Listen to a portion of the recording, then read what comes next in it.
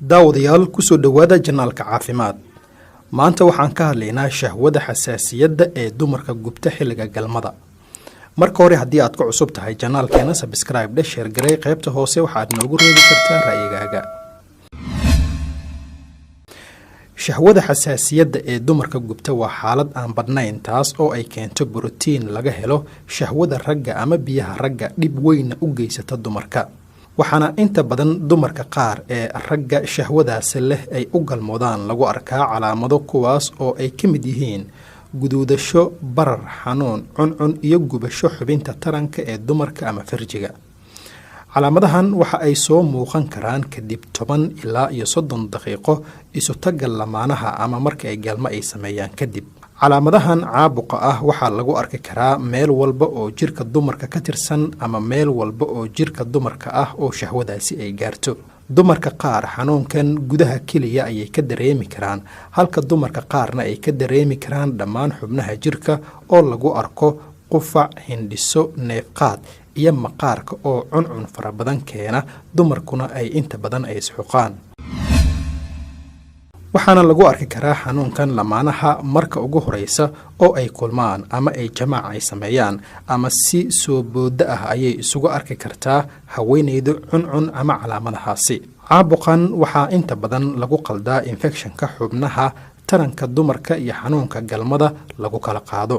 waxaa inta badan dumarka iyo lamaanuhu marka ay arkaan xanuunkan ama cuncunkan xubinta taranka ay sheegaan in uu ku dhacay xanuunka lagu kala qaado galmada, laakiin waxaa sidoo kale jira dhaqaatiir badan oo iyana sidaasi ku qaldi kara.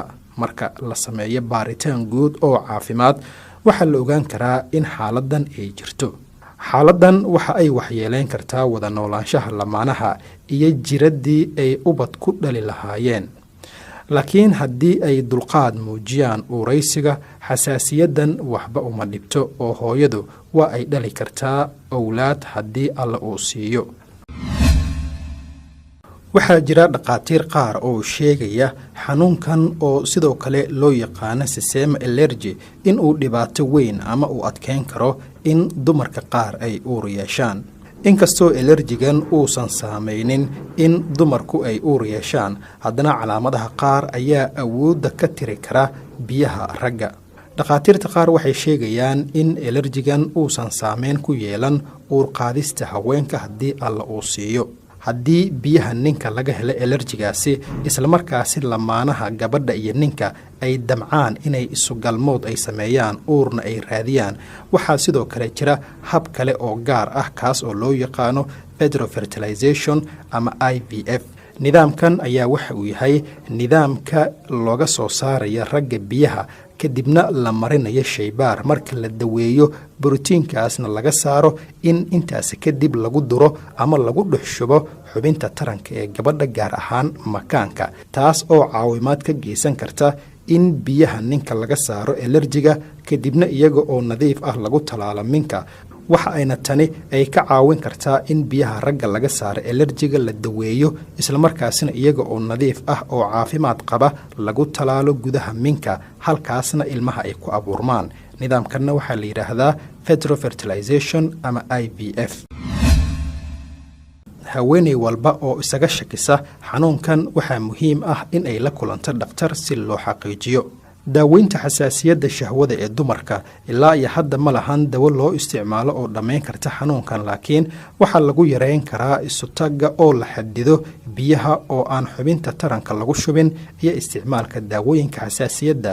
intaas haddii ay sameeyaan lamaanaha waxaa macquul ah in xanuunkaas uu ka tago islamarkaasina uu ka yaraado. waxaa jira dad badan oo marka ay la kulmaan dhakhtarkooda aanay si wanaagsan ugu sharxin xanuunkooda iyo waxa uu yahay, maadaama xubinta taranka uu yahay meesha laga hadlayo. waxaana taas dhibaato ay ku keeni kartaa qofka xanuunsan in xanuunkiisa la daweeyo.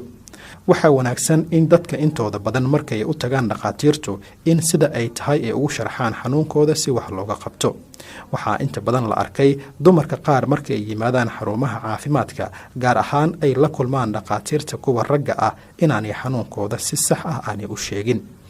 maxaa yeelay waxaa xanuunkan calaamadihiisa ka mid ah guduudasho xubinta taranka, barar, xanuun, cuncun gudaha ah iyo gubasho xubinta taranka ee haweenka ama farjiga.